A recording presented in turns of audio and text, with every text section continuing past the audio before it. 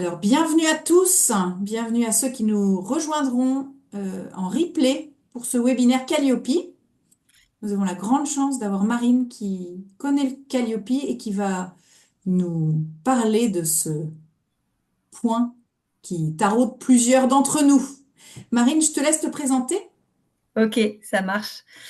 Ça marche. Ben, merci Hélène, du coup, de faciliter ce webinaire ce soir. C'est chouette de pouvoir faire ça ensemble. Donc oui, effectivement, j'avais proposé ce sujet parce que c'est un sujet qui prend pas mal de place, en tout cas dans mon quotidien. Et je me suis dit que ça pouvait intéresser certains d'entre vous. Et je vais vous dire du coup un peu pourquoi en vous expliquant rapidement qui je suis. Mais bon, c'est pas le sujet du soir, mais ça pourra vous aider à comprendre pourquoi on parle de ça ce soir. Donc, je suis Marine Marin.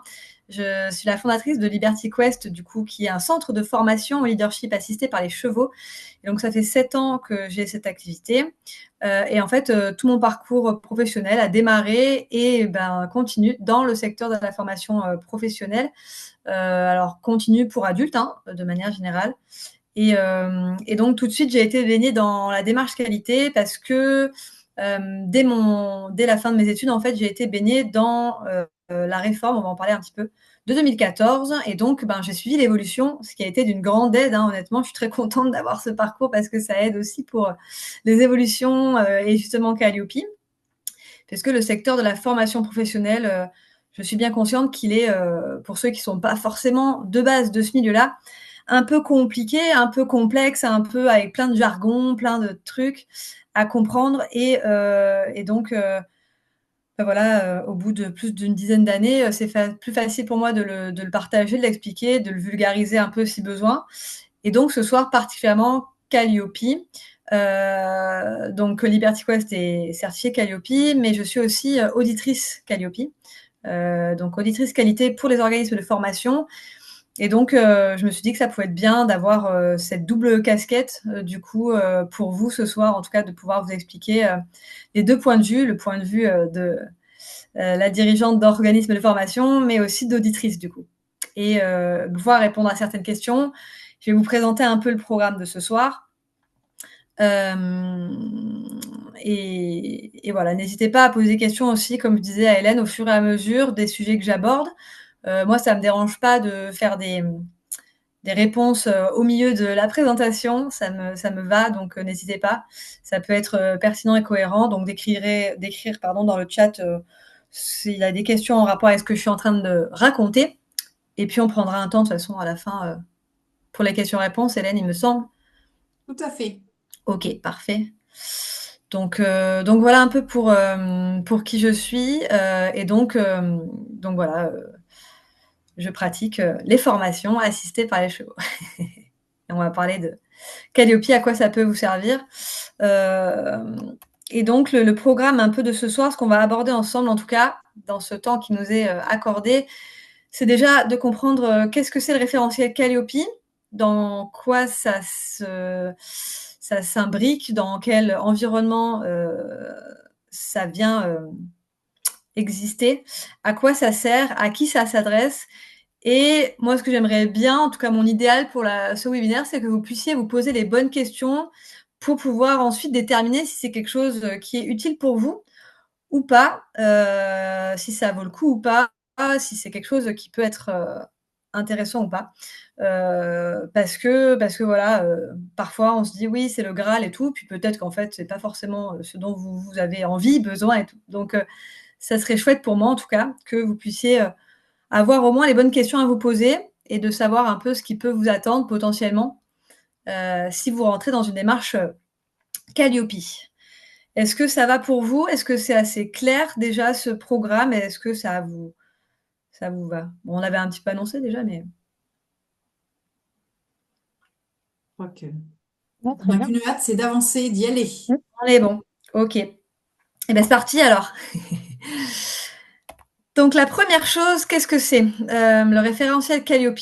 Donc c'est un référentiel national qui est autour de la qualité pour les organismes de formation, qui a été créé du coup un peu pour l'historique.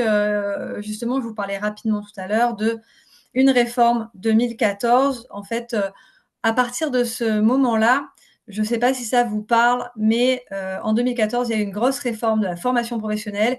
C'est le moment où on est passé du DIF au CPF. Je ne sais pas si ça parle à certains. Le DIF, c'était le droit individuel à la formation. À l'époque, c'était rattaché, c'est-à-dire que vous cotisiez à de la formation, mais c'était rattaché à votre entreprise. Donc, l'entreprise pouvait faire ce qu'elle voulait avec les heures, les euros que vous aviez en termes de formation. Et donc, forcément, l'employeur, certains en tout cas, faisaient un peu ce qu'ils voulaient avec. Et des fois, c'était pas forcément vous qui en bénéficiez. Bon, ça, c'était un peu le problème. Et donc, ils ont décidé de passer au CPF, donc qui est le compte personnel de formation. Donc, c'est-à-dire que du coup, depuis, toutes ces cotisations-là, elles ont été rattachées à vous en tant que personne et plus à votre entreprise. Ça a changé des choses puisqu'il a fallu réinventer un peu le système, etc. Et ils ont décidé de mettre en place des systèmes de démarche qualité pour que les organismes de formation puissent prétendre bénéficier, en tout cas que leurs bénéficiaires, leurs clients puissent bénéficier de financement public.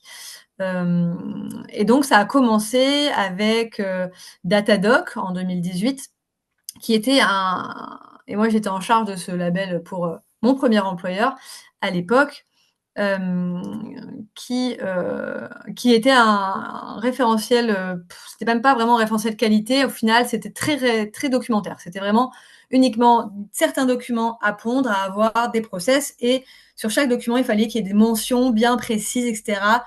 Voilà, moi, c'est vrai que étant un peu bisounours, au départ, je me dis chouette, on va pouvoir auditer notre qualité de formation. En fait, non, c'était juste auditer des documents qui devaient exister et à l'époque, qui n'étaient même pas encore mis en place. Il fallait juste les déposer dans un site internet qui disait oui, non, c'est bon.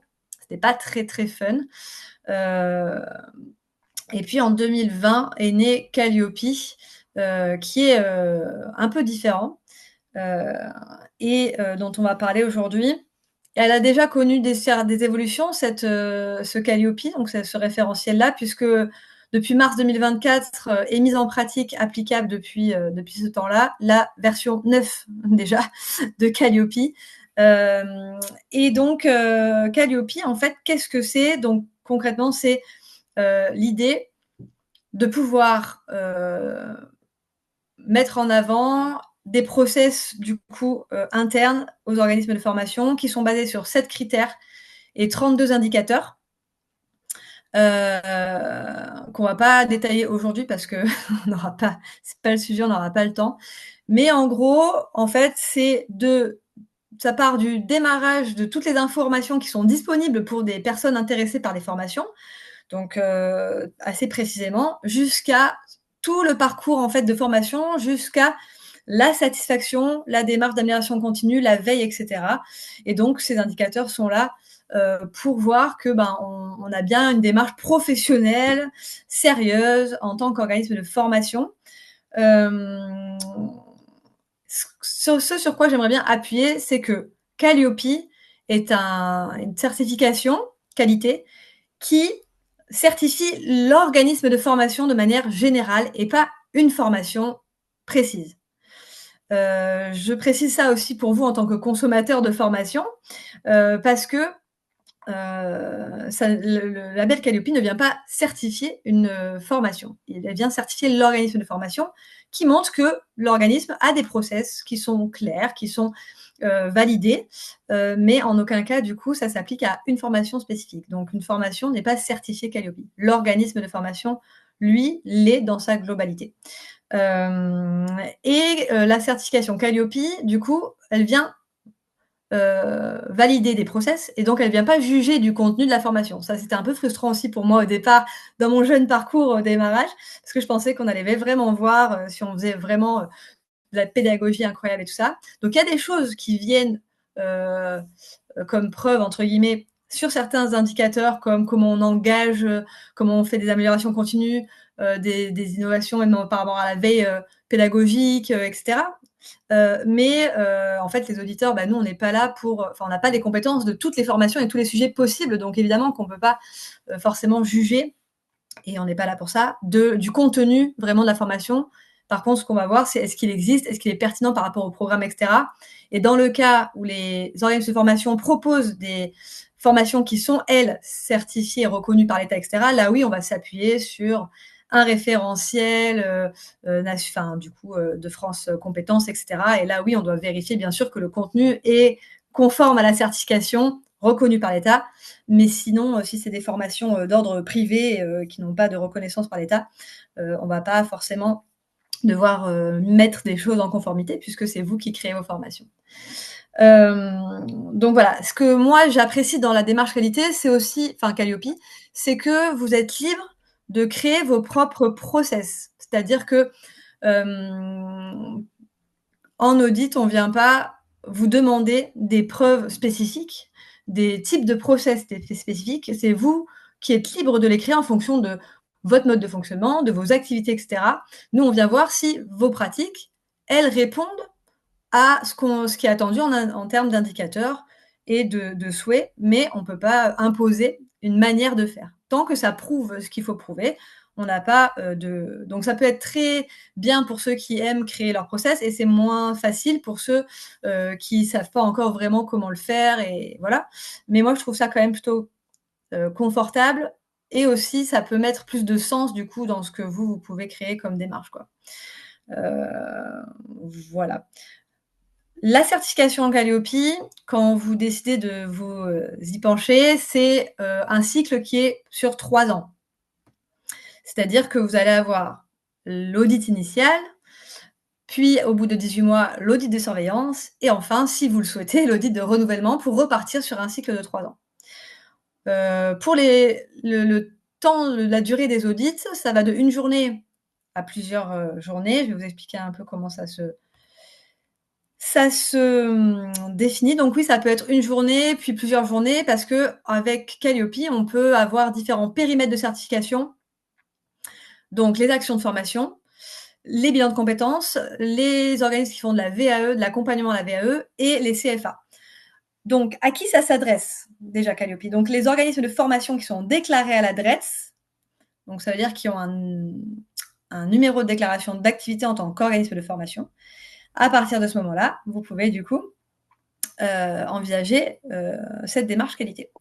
Sur ces 4 périmètres que j'ai indiqués là, donc dans notre pratique à nous, potentiellement, c'est action de formation qui est souvent le cas. Pour ma part, j'ai aussi bilan de compétences puisque j'ai toujours accompagné au projet pro et ça fait plus de 5 ans que je fais des bilans de compétences. Et pour ma part, j'intègre des séances avec le cheval en bilan de compétences pour travailler les savoir-être. Et après, VAE, CFA. Personnellement, je n'audite pas encore VAE, CFA, puisque ce n'est pas mes compétences, donc je n'audite que action de formation et bilan de compétences. Donc, je pourrais vous répondre que sur ces 2 périmètres-là, sur les questions. Pour qui ça s'adresse? Alors, au-delà d'avoir accès au financement public, hein, forcément, c'est aussi d'avoir une envie d'inscrire dans une démarche de qualité, d'amélioration continue, et ça fait quand même beaucoup réfléchir aussi sur sa pratique, sur voilà, il y a beaucoup de choses auxquelles on pense pas forcément avant Calliope et qui finalement peuvent être hyper intéressants pour nous, nos apprentissages en tant que formateurs, en tant que tout ça, pour améliorer nos pratiques. Et bien sûr, ça peut donner accès à des financements publics. Je ne vais pas détailler ça aujourd'hui, mais en gros, dans nos cas, ça pourra être les OPCO pour les entreprises, les entrepreneurs, parfois France Travail, mais c'est de plus en plus rare parce qu'ils ont de moins en moins de budget, comme toujours. Et après, tout ce qui va être CPF, etc., c'est encore différent puisque ça doit être des formations qui sont référencées soit RNCP, soit RS. Donc ça peut être le cas, mais avec les chevaux, peut-être un peu moins facilement. Mais voilà. Est-ce que ça va jusque-là déjà? Écoute, pour l'instant, nous n'avons pas de questions dans le chat. Je pense que tout le Et monde est captivé. si c'est clair, c'est déjà N'hésitez pas, si vous avez des questions, posez-les dans le chat et oui, Marine, je te dis quand nous avons des ça questions. marche. Et si c'est clair aussi, parce que je sais que je peux parler un peu vite, et puis voilà. Donc n'hésitez pas. Et donc voilà, ce que je voulais aussi bien insister, c'est on parle vraiment là de formation assistée par les chevaux. C'est-à-dire que Calliope s'adresse vraiment au format formation et non pas à l'équi-coaching. C'est-à-dire que les financements publics qui sont alloués au budget de formation financent de la formation, ne financent pas de l'équicoaching, d'accord? Donc, à partir de là, il faut entendre formation, programme de formation et le cheval est un moyen pédagogique qui va venir nous appuyer dans une démarche de formation, avec des temps effectivement où évidemment on va avoir une posture basse et cetera parce on est dans le faire et cetera. C'est pas un souci, mais du coup, c'est assez important pour moi, on vend pas de l'équicoaching qui est finançable avec les financements publics, quoi. C'est des formations assistées par les chevaux. Voilà. Marine, je vois que Oui, tu t'arrêtes, donc je te donne la question d'Elsa qui demande, est-ce que la certification Calliope permet bien aux entreprises de faire prendre en charge la formation par leur OPCO? oui, c'est ça. On peut mobiliser des OPCO. Après, chaque OPCO a des critères, a ses thèmes qui financent, etc. Donc, ça dépend des OPCO, ça dépend de ce qu'on peut faire. Mais certaines formations, oui. En tout cas, selon les thèmes que vous avez et les programmes que vous comptez dispenser, peuvent s'intégrer. Bien sûr, moi, j'ai des clients qui financent avec des OPCO, ouais, bien D'accord. sûr. Ouais, c'est bien ça, ouais, carrément. Oui, oui, oui. Je réfléchis si j'ai pas oublié un truc au passage. Je pense que c'est bon.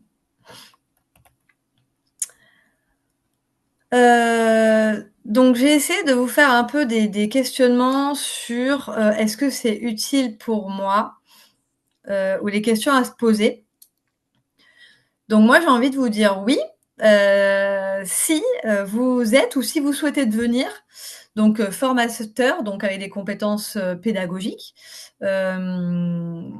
Si vous souhaitez du coup ou si vous avez déjà des programmes de formation que vous faites avec les chevaux, si vous souhaitez évidemment que vos clients puissent bénéficier des financements publics, si vous n'êtes pas allergique à l'administratif et à la rigueur, et,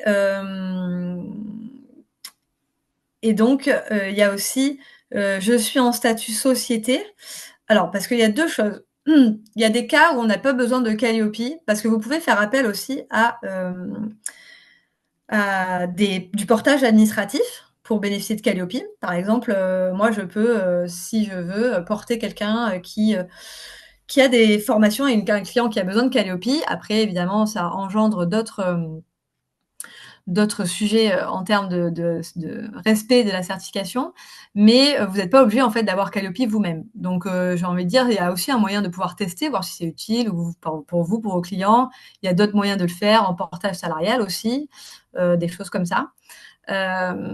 Et du coup, quoi qu'il arrive, si vous êtes un statut société et que vous voulez proposer les financements publics pour vos clients en direct, vous devez avoir Calliope.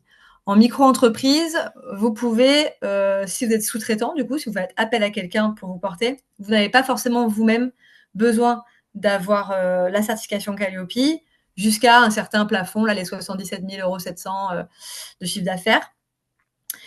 Mais à savoir que si demain, vous intervenez, vous, par exemple, pour un organisme de formation qui a Calliope, par exemple, je sais pas moi, demain, moi, j'ai besoin de formateurs pour mes clients, pour venir avec moi en formation avec les chevaux, et cetera. Je vous choisis en tant que sous-traitant. Vous êtes en statut société, même en tant que sous-traitant, vous devez avoir Calliope. Et ça, c'est un des gros trucs qui a changé en fait avec la V9, c'est qu'ils ont vraiment statué sur la sous-traitance. Et donc, ça a un petit peu resserré les. Parce qu'à l'époque, on ne savait pas trop ce qu'il fallait, ce qu'il fallait pas.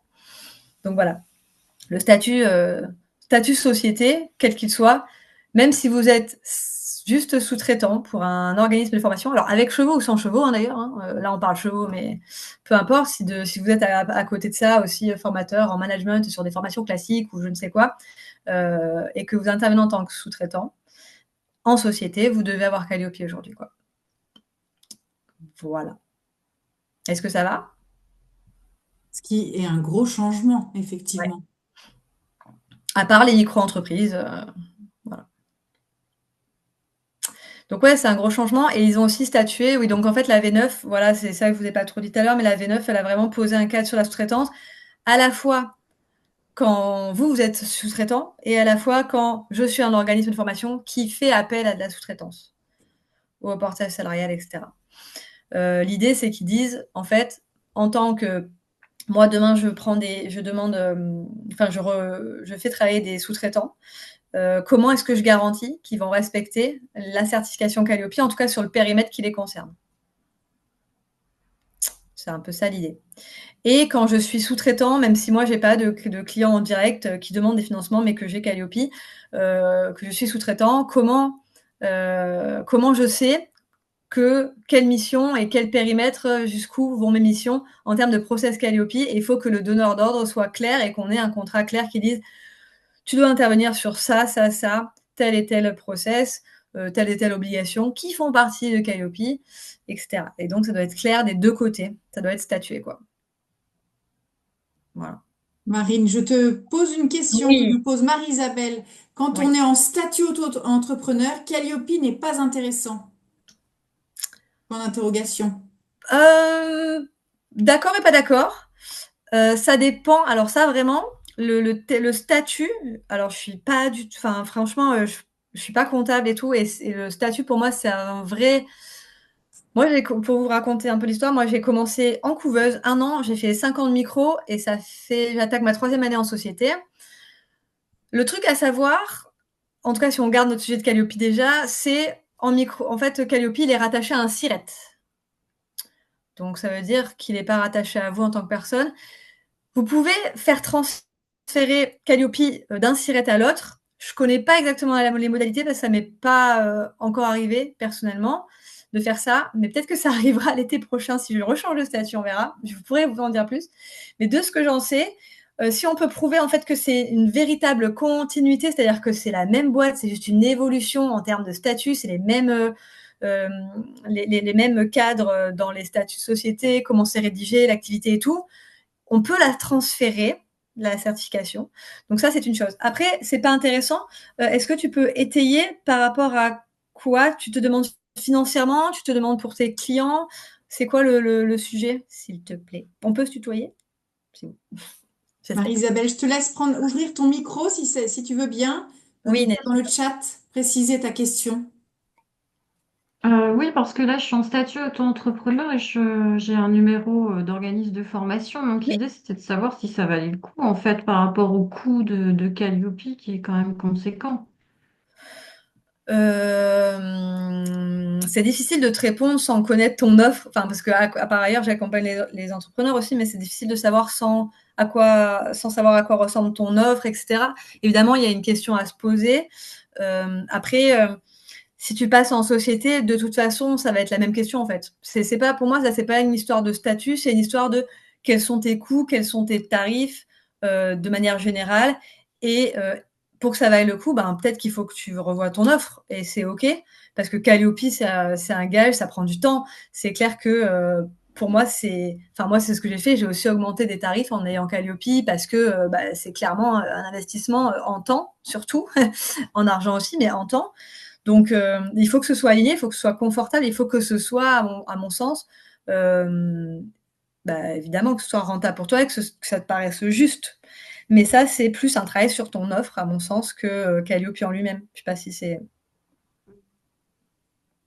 Donc, ça peut valoir le coup, parce que pour moi, en fait, si la question c'est jusqu'à 77 000 euros le plafond, bah oui, si tu fais 77 000 euros et que tu comptes aller là-bas, tu peux quand même faire Calliope jusque-là, hein, pour moi, ça, ça sera rentable. Après, si tu fais 3 formations dans l'année, peut-être pas. Mais enfin, ça dépend après comment tu les tarifes. Si tu fais 3 formations de 10 jours avec des budgets, peut-être que oui, ça vaut le coup. En fait, tu vois, ça dépend de ton offre, donc j'ai peur de pas répondre vraiment à ta question, du coup. Oui, oui, mais je te remercie pour ce point de clarification. Ouais, ouais. Mais oui, bien sûr, tu as des calculs. Enfin, faites vos calculs, hein, clairement. Donc, si vous voulez avoir une idée, alors en fait, le Calliope, en termes de tarifs, il y a une réglementation nationale. Il y a 36 certificateurs Calliope en France. Si ça vous intéresse aussi, on pourra se poser la question de comment on peut choisir son certificateur. Mais c'est un peu des barèmes légaux, donc en fait, ça va dépendre de votre chiffre d'affaires. Donc en gros, en dessous de 100 000 euros, 105, enfin, j'ai pas le chiffre en tête exact, 105 000 euros par an, vous avez une journée d'audit initial. Pour les nouveaux entrants, une journée d'audit de surveillance à 18 mois. Et du coup, on repart après sur un cycle de 3 ans, sauf que l'audit initial sera encore d'une journée. Et la surveillance, du coup, le prochain cycle, elle sera que d'une demi-journée. Et en gros, pour un cycle complet, sur les 3 ans, donc pour l'audit initial, on est aux alentours de... Qu'est-ce que j'ai payé, moi? Ça fait à peu près du 1002 pour le premier audit de surveillance. Donc c'est un peu ça, ça fait à peu près 3006 pour le cycle complet, quoi.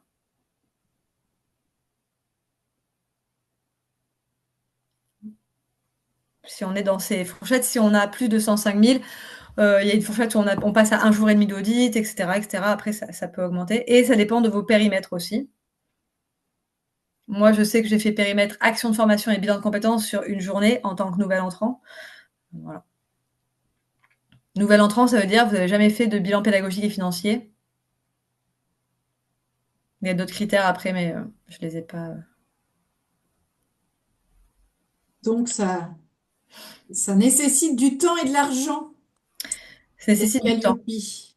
Ça nécessite du temps.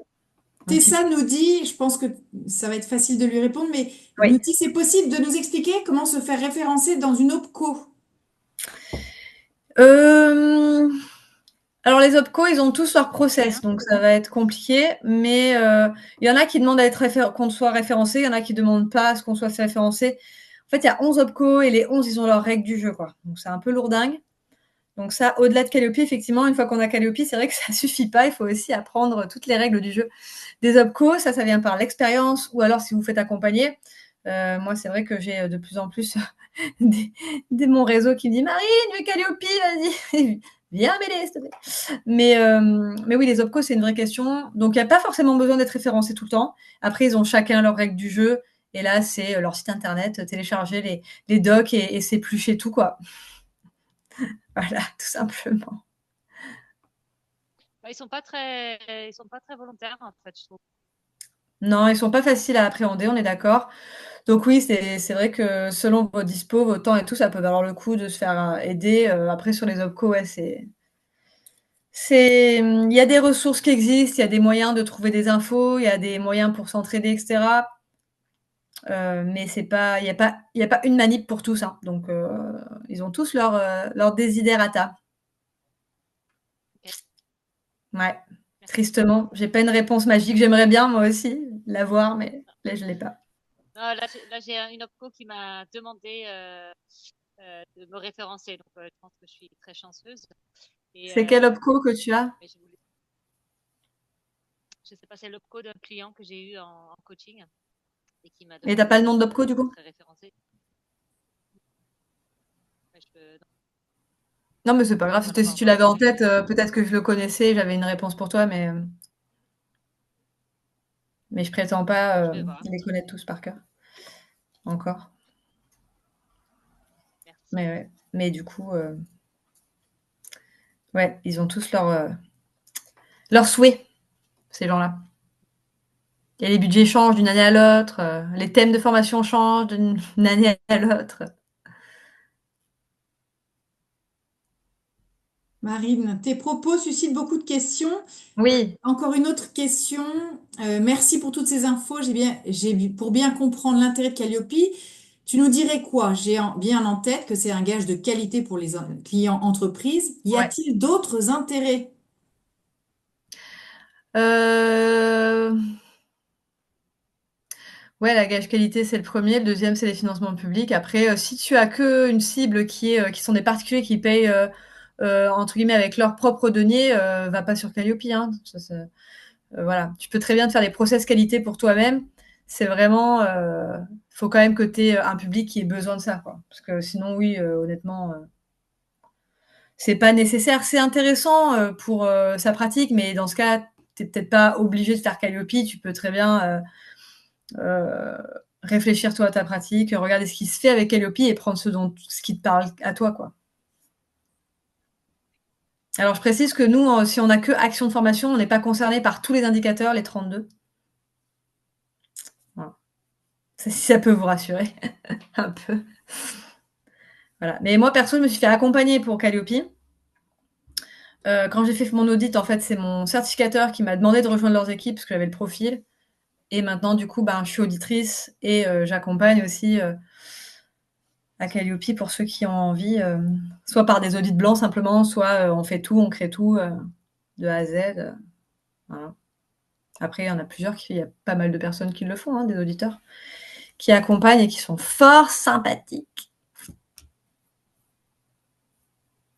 Est-ce que tu peux nous dire une dernière question, puis ensuite je te propose je garderai les questions et on avance. Oui, de toute façon, Où est-ce qu'on peut avoir le référentiel pour savoir quels sont les thèmes à respecter? Est-ce que tu peux nous dire?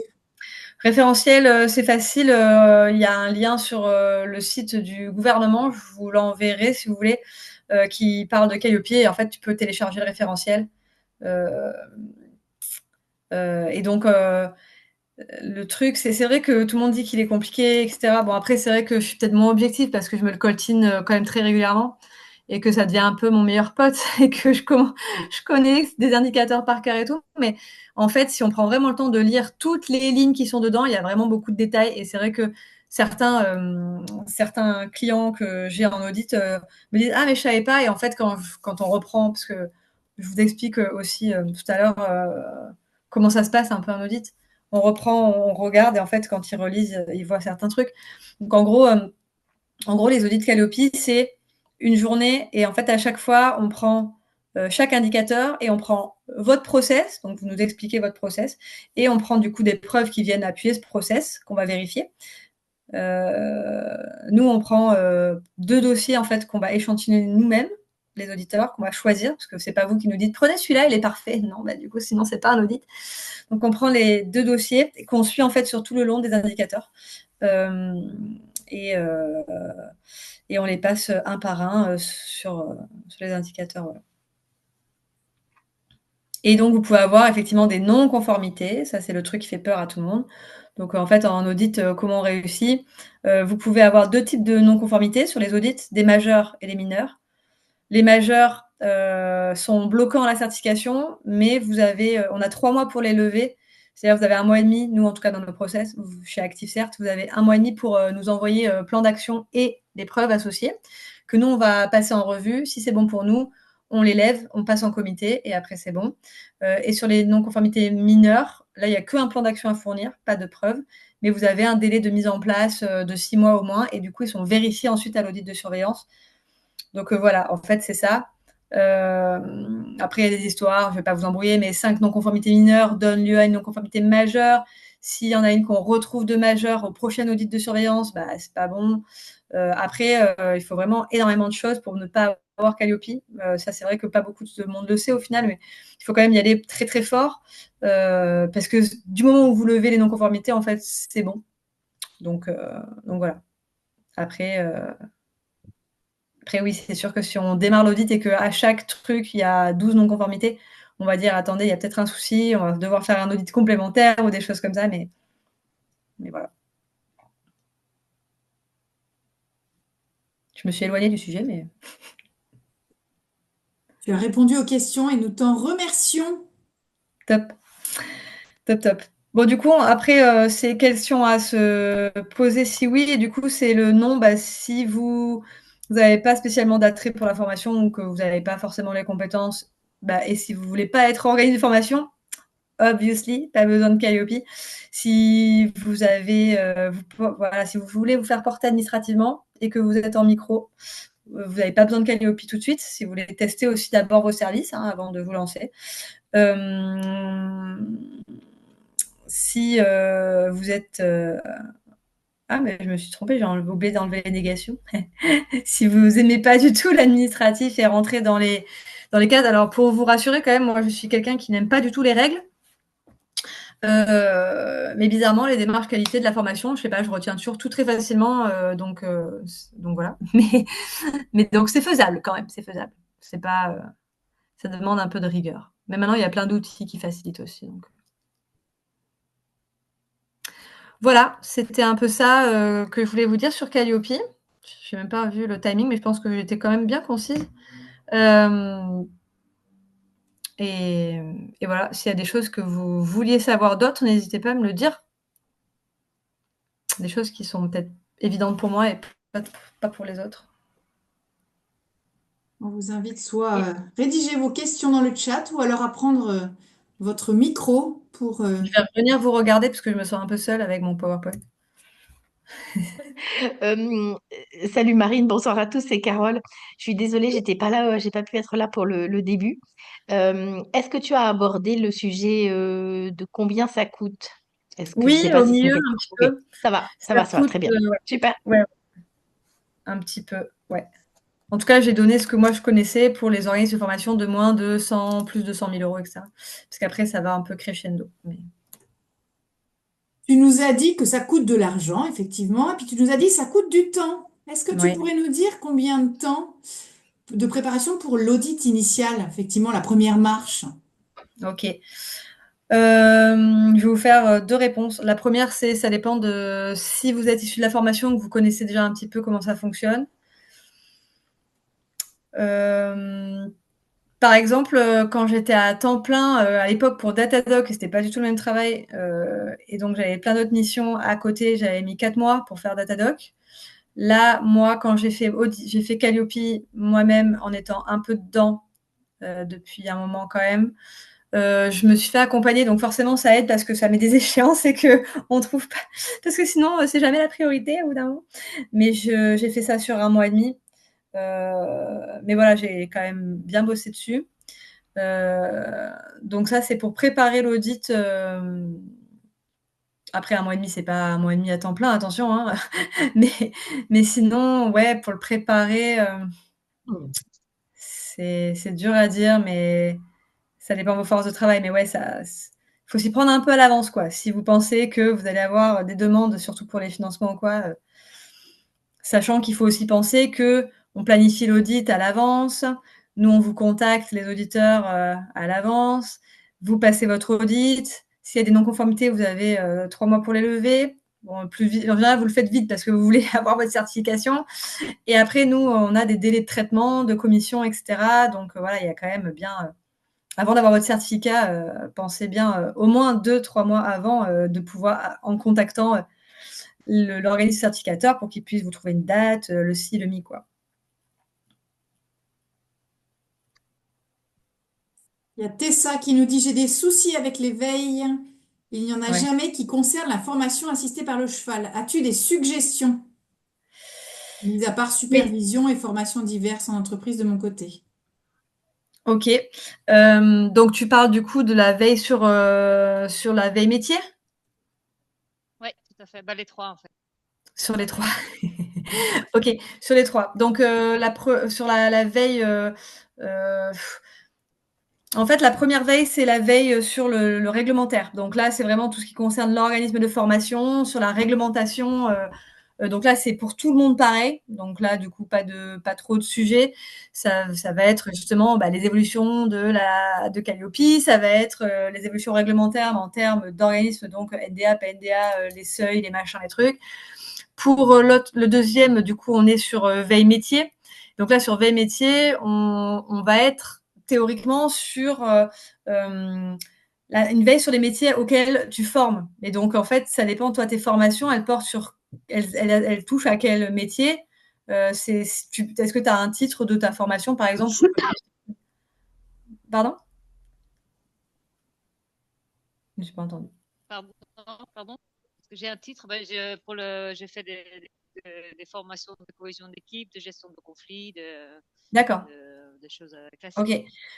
Ok. Bah, du coup, en fait, sur ces indicateurs-là, ça va être de faire de la veille sur tes sujets, sur les publics sur lesquels tu agis peut-être.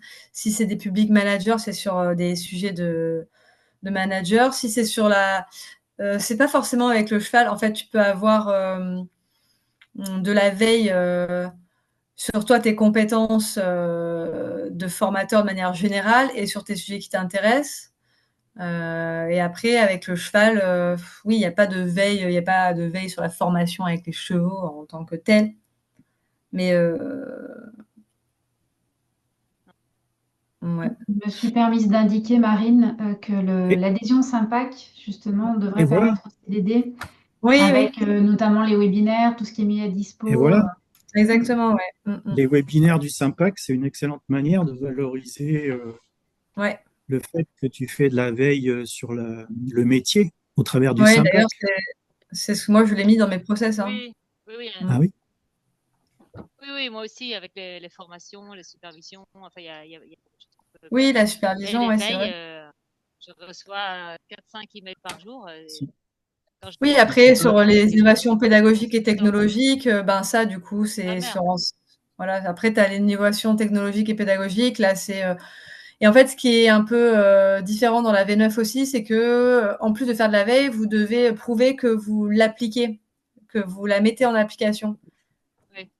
Donc, ça veut dire, c'est quoi l'impact de la veille? Donc, par exemple, ben oui, vous avez participé à un webinaire sur, je sais pas moi, détecter la posture du cheval lorsque il y a une situation exprès sur la gestion du conflit à tel moment de la séance, genre le cadrage de la séance.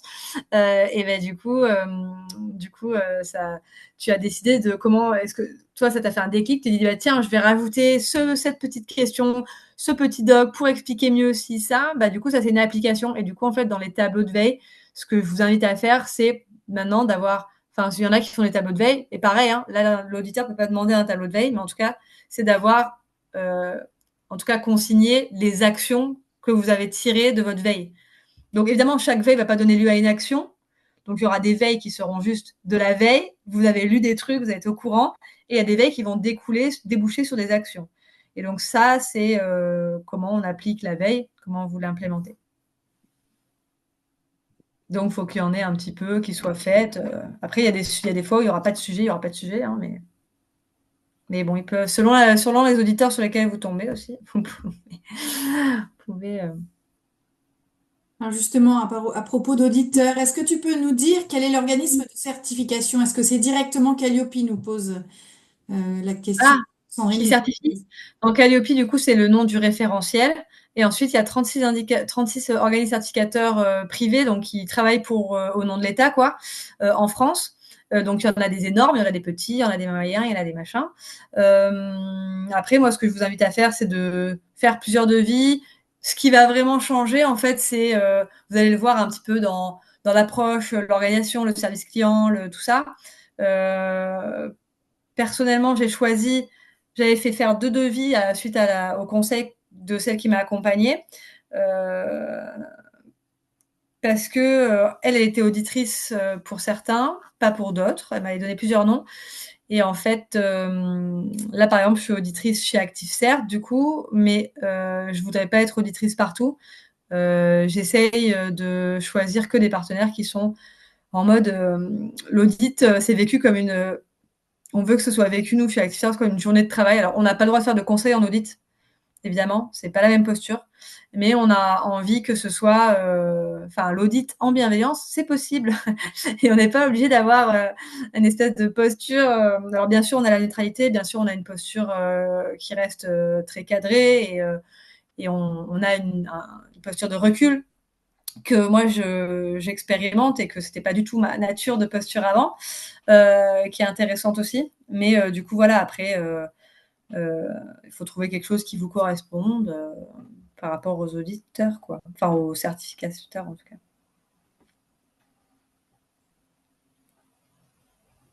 Merci. Est-ce que vous avez d'autres questions qui vous taraudent? Il est encore temps. Ouais.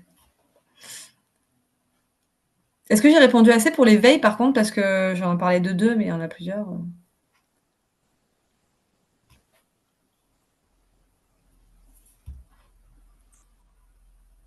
Pour l'instant, j'ai l'impression que oui. Ok. Vous m'entendez? Pareil, il y a des outils qui aident beaucoup à faire les veilles et tout. Est-ce que vous m'entendez? Oui? Oui, bonjour. J'ai juste une petite question qui est passée un peu à la trappe, mais comme je ne connais pas le référentiel Calliope, Oui, est-ce que ça ressemble à l'ISO 9001 ou rien à voir? à une, pardon. À ISO ISO. 9001. Ah, alors moi, je connais pas ISO, Ouais, mais moi non plus.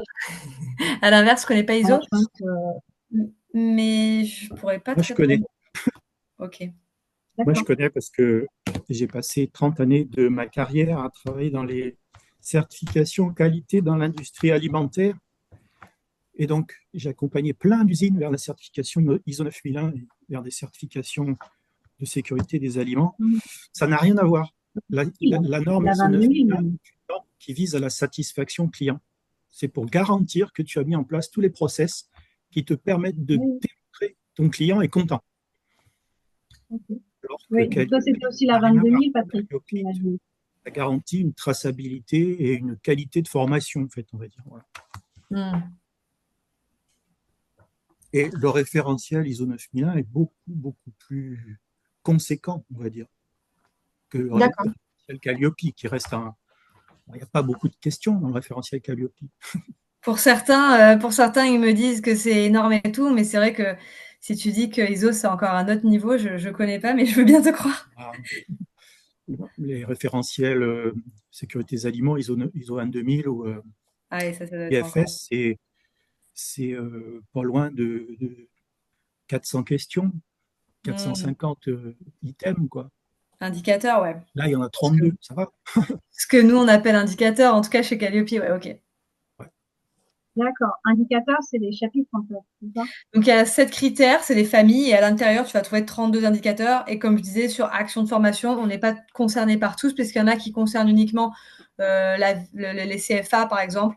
Il y a des spécificités aussi en fonction de si tu es en termes de formation RNCP, RS, etc. Ça rajoute un peu plus de taf. Si tu fais du distanciel, si tu fais de la sous-traitance, pas de sous-traitance, du coup, tu as plus ou moins d'indicateurs. Mais voilà. Je voudrais témoigner et dire que c'est vraiment pas impossible du tout. Ça Non. nécessite effectivement de la rigueur, ça nécessite, comme tu l'as dit à très juste titre, de ne pas être allergique à l'administratif. Après, il faut passer en revue chacun des questions. Donc, il faut se procurer le référentiel sur Internet, Ouais. passer en revue chacune des questions et mettre en face, dans ma pratique, quel est le document, quelle est la justification, quelle est la preuve que je peux apporter à l'auditeur qui me démontre que je réponds à cette question. Et en faisant comme ça, en prenant son temps, on Ouais. arrive à mettre en place, tiens, là, il faut un contrat, là, il faut tel document, là, il faut que je trace ça, là, un email, ça suffit. Là, le webinaire du Sympac, le replay me permet de démontrer que j'ai fait ma veille de... Et tu arrives à valoriser assez bien Ouais. tes pratiques. Et l'avantage du référentiel, c'est que ça donne une liste exhaustive de tous les points qui te permettent après à garantir à tes clients que tu es quelqu'un de sérieux. Voilà. Et C'est vrai que ouais. Ouais. Moi, perso, j'ai mis du temps à me lancer dans Calliope. Je passais plutôt par du portage avant et tout parce que flemme, en fait. Je me disais: «C'est bon, je connais bien, mais flemme» et en fait, c'est vrai que c'est largement faisable et surtout, au-delà, en fait et moi, je me rappelle, j'ai une phrase qui m'a fait un déclic, donc peut-être ça vous le fera à vous aussi. C'est, j'ai une collègue qui m'a dit, «Mais en fait, Marine, même au-delà, des financements, pas financements, Calliope, ça reste un regard sur ta pratique à toi, ça reste et ça peut rassurer des clients en fait aussi. Donc en fait, ça reste une petite étiquette. Alors après, c'est sûr que si on le voit que comme un aboutissement étiquette et un aboutissement financement, on va mal le vivre. Moi, je vois quand je suis en audit, il y a des personnes, elles font Calliope parce qu'elles sont contraintes et forcées et elles le vivent super mal et c'est dommage parce qu'en fait, il est quand même assez souple en termes de comment je peux moi m'organiser et comment moi je peux proposer mes process, mes preuves. Et en fait, ceux qui le vivent beaucoup mieux, c'est ceux qui se disent, en fait, nous, on veut en profiter pour faire mieux, pour réfléchir à nos pratiques, un peu comme en supervision, avec l'accréditation, tout ça. Enfin, et donc, ils le vivent mieux. Et je me dis, voilà, et là, déjà, les audits pour eux, bon, c'est sûr que ça reste des journées stressantes parce qu'on ne sait pas trop comment, machin, qui on va avoir, ta. Mais c'est quand même beaucoup plus naturel et plus facile de le voir comme ça, quoi. Mais ouais, c'est faisable, carrément. Est-ce que vous avez d'autres questions encore? Profitez, Marine est là. Marine est là.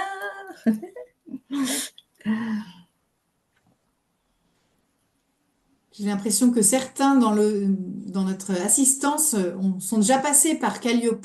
Ouais. Si de ces retours que vous pouvez nous faire les uns les autres, n'hésitez pas à compléter si vous voulez.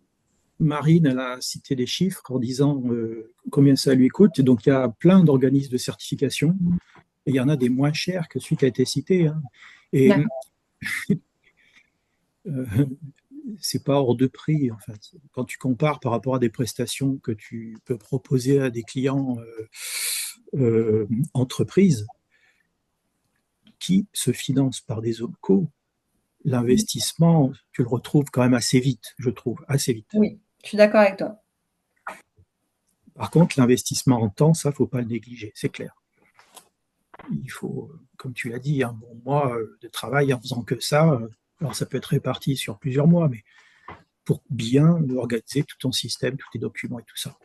Et après, avoir la rigueur de garder les preuves à chaque fois que tu vends une prestation, de garder les preuves de tout ce que tu as fait. Voilà. Tous les documents, les contrats, les échanges. Ça prend un Ouais, peu de supprimez temps, il pas faut un vos peu de mails. rigueur. Supprimez pas vos mails, s'il vous plaît. Ça, c'est la hantise des auditeurs.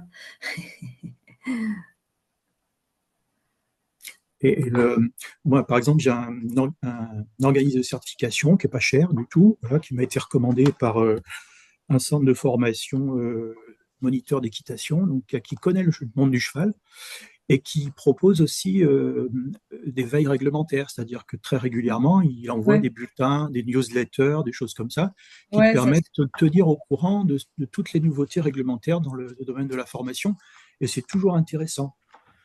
Ça évite d'avoir des vieux contrats d'avant la réforme de la formation, par exemple, qui mhm. répondent pas à la loi, quoi. Voilà. Et si jamais la DRETS, par exemple, parce que ça leur arrive des fois aussi, ils viennent jeter un petit coup d'œil ou te demandent des documents, si tu leur envoies des documents qui sont périmés, qui sont plus de ceux actuels, enfin, qui correspondent à la loi actuelle, c'est pas bon. Alors que l'organisme de certification, lui, t'informe de tout ça. Tu reçois régulièrement des emails, des newsletters qui te permettent de tenir un peu à jour, quoi. C'est vrai, c'est vrai. Ben, je le recommande vraiment. Mais bon, Ouais. c'est pareil. Ça a été mon métier pendant des années, c'est pour ça. Patrick, tu peux nous le partager, Patrick, du coup, ton Partagez quoi? organisme? Ah, le nom Oui, de ton Le nom de organisme ton organisme? certificateur. c'est Certifopac. Ah oui. Mais il me semblait que les tarifs, Et c'était réglementaire, donc peut-être que je me suis emballée sur mon tarif, hein, mais je pensais qu'il y avait alors, des ouais, plafonds. mais alors moi je suis certifié pour les actions de formation en fait. Donc c'est peut-être là où il y a une Ah différence. oui, parce que moi, j'avais 2 périmètres, peut-être, c'est pour Oui, ça. oui, oui, ça c'est possible. Ouais, peut-être, c'est vrai, c'est vrai. Ça peut changer. Certifopac, c'est des gens très bien. Ils sont spécialisés dans les petites entreprises en fait, Mmh. qui sont organismes de formation. Ils ont tout à fait l'habitude des gens qui sont tout seuls, par exemple. Enfin, Ouais. vraiment. Mmh. Ouais, ouais. Il y a Et Qualicia aussi, moi, qui m'avait été recommandé, qui ont aussi des valeurs assez humaines et tout. Après, les autres, je les connais pas, je les ai pas côtoyés, donc je peux pas parler pour ceux que je connais pas. Mais après, il y a tous les grands noms de la certification, SGS, enfin tous ces gens-là. Mais comment Bureau ICPF, Veritas, enfin des gens comme ça. Mais moi, je trouve que pour un métier tel que le nôtre actuellement, où tu es un peu tout seul, voilà, et ben, le Certifopac est très bien. Alors, je ne vais pas dénigrer ouais, d'autres, parce qu'ils ont l'expérience de ces petites entreprises. Alors que SGS, c'est des gens qui ont l'habitude de très grands groupes, tu les intéresses même pas, quoi. c'est comme ICPF et tout ça. Ouais. Mmh. Oui, il y en a des plus à taille humaine, c'est clair. Voilà, il est plus à taille humaine. Voilà, c'est ça que j'ai Mmh. apprécié. C'est pour ça que moi j'ai choisi ceux-là. Ouais. Bah ouais, c'est pour ça que je vous disais de prendre contact avec plusieurs et de voir celui qui vous inspire le mieux par rapport à vous, quoi. Peut-être pour que ça soit clair pour tout le monde, est-ce que vous pourriez dire ceux dans le chat qui sont déjà Calliope, comme ça, pour ceux qui ne le sont pas, qui auraient peut-être encore des questions, pour éviter d'assommer Marine de questions, même si Non, je mais suis ça va sûre pour qu'elle l'instant. dira oui. Peut-être, quelquefois ça décante, il y a une question qui vient, voilà. Peut-être n'hésitez pas si vous voulez, donnez votre nom, et puis voilà, ça fait un panel d'adhérents qui sont Calliope et qui peuvent répondre à vos questions. Mm. Voilà. Peut-être en complément de ce que vient de dire Hélène, il y a pas mal d'adhérents qui sont Calliope qui ne sont pas là ce soir, Mm. mais il y a quand même pas mal d'adhérents sympas qui sont Calliope. Euh, donc voilà, bon, ils sont pas là, donc on ne pourront pas répondre aux questions. Mais si besoin, en tout cas, on peut vous aiguiller vers les uns ou les autres.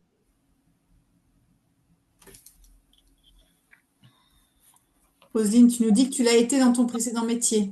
Oui, j'étais dans le secteur de la formation professionnelle, donc j'ai suivi tout ce que disait Marine en termes d'évolution. J'ai connu Datadoc, la Ouais. naissance des OPCO et tout le circuit. Et en me lançant dans l'activité, pour l'instant, j'ai privilégié le portage. Donc ça Mm. m'intéressait de me remettre un petit peu à jour. Donc merci Marine pour ça, Bah, de rien. notamment sur la V9, la sous-traitance, pour garder cette souplesse en attendant d'avoir un chiffre d'affaires qui permet d'envisager peut-être autre chose. Mm. Ok, ouais. Mm. Salut Elsa. Ouais, ouais. Non, le portage, c'est une option aussi. Enfin, en portage salarial ou administratif. Peut-être que certains membres du Sympa qui sont Calliope font du portage pour d'autres. Moi, j'envisage d'ouvrir cette option cette année voilà, pas pour beaucoup parce que ça demande du travail de suivi, mais pour C'est certains, quotidien. ça sera possible, ouais, potentiellement.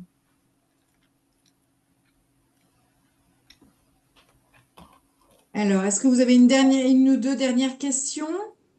Ou alors, c'était très complet, on a fait le tour. Il faut le temps maintenant que ça J'ai une décante question. pour les uns et les autres. Yes. Alors, avant que j'arrête l'enregistrement, je voudrais vraiment de te remercier, Marine, d'avoir pris ce temps pour nous former, pour nous mettre à jour sur Calliope. C'était vraiment très agréable. Avec Merci. plaisir. Je sais que comme tu me l'avais dit, que tu restes disponible pour continuer de répondre aux questions. Donc, un grand merci. Avec plaisir. Pour les adhérents, juste petit rappel, on continue. Vous avez vu que les webinaires adhérents, ben, ça peut servir pour la veille. Donc là, je fais ma commerciale de base, si vous voulez, mais je voulais vous rappeler les prochains rendez-vous de la commission adhérent. Donc en avril, vous avez la journée rencontre en Île-de-France pour ceux qui veulent, qui est accolée à l'AG le lendemain, le 7 avril. N'hésitez pas à nous rejoindre si vous le souhaitez, il est encore temps. Le 14 avril, vous aurez un groupe de codev qui va se monter. Alors, les places sont limitées à chaque fois, mais voilà, régulièrement, on vous propose des codev. Il n'y a eu que des bons retours, vraiment. Toutes les personnes qui ont pu participer nous disent combien ça les aide de J'ai une participer question. à ces groupes de co-développement. Donc, on continue. Qu'est- Qu'est-ce qui se passe dans un groupe de codev? C'est quoi le principe? Ah, c'est un processus d'intelligence collective et donc qui est très cadré et qui permet d'aider une personne qui va venir avec un sujet. Et comme nous sommes des pairs, PAIRS, on travaille collégialement au profit de la Mais personne qui a un sur sujet. quel thème, par exemple? Ah, et c'est tout thème lié forcément à notre travail, thème lié à l'équicoaching, à En tout l'accompagnement cas, associé de chacun, l'ESO. Patrick, chaque personne qui fait partie du groupe du CODEV de l'atelier, donc qui est inscrit, vient avec une problématique pour laquelle il aimerait pouvoir bénéficier de cette intelligence collective. Et en fait, c'est le groupe qui va choisir, donc chacun expose et le groupe va choisir finalement quel thème va être traité. Pour ceux qui sont curieux de connaître un peu plus en détail le processus du CODEV, vous avez dans l'extranet une planche graphique réalisée par nos talentueuses facilitatrices graphiques au Sympac qui vous liste toutes les étapes, qui vous illustre toutes les étapes, puisque il y a un processus particulier qui est utilisé pour le CODEV. Ok, Patrick, merci. Patrick, je t'invite à venir voir, à goûter. Mais oui, mais Oui, et d'ailleurs, sur comme dit Hélène, il faut l'extranet, venir voir parce qu'il n'y a pas d'enregistrement pour les codev. Bien sûr, non, non, ce mais sont pas vraiment, ce sont sur des l'extranet, ateliers de ce serait travail. volontiers, mais du coup, j'ai toujours pas réglé mon problème. Quand je me connecte à l'extranet, il ne se passe rien du tout. Oh, mais C'est Patrick, il pour faut que ça que je tu pose la m'appelles. question. Ah oui, mais il faut que je trouve le temps. Oui, Ça fait trois, appelle-moi quatre et on fois va qu'on me régler dit. ça en direct. Ouais. Je finis de balayer pour le mois d'avril. Le 23 avril, il y aura retour sur X années d'Equicoaching. Et là, on a la chance d'avoir Carole qui va nous partager tout ce qu'elle a pu vivre et ses apprentissages et autres. Et puis le 28 avril, un webinaire sur la branche pro. Voilà, vous voyez, il y a beaucoup de choses qui arrivent, qui viennent en avril, en mai, en juin. Voilà, voilà pour les prochaines rencontres. N'hésitez pas à chaque fois quand on vous envoie la commission adhérent des mails, on met en bas les prochains rendez-vous. Donc n'hésitez pas à lire jusqu'au bout. Il y a des choses qui peuvent vous intéresser. Voilà, en tout cas, c'est une joie de vous aider de pouvoir faire de la veille avec vous, on va dire ça comme ça. C'est bien le thème aujourd'hui. J'arrête, j'arrête l'enregistrement.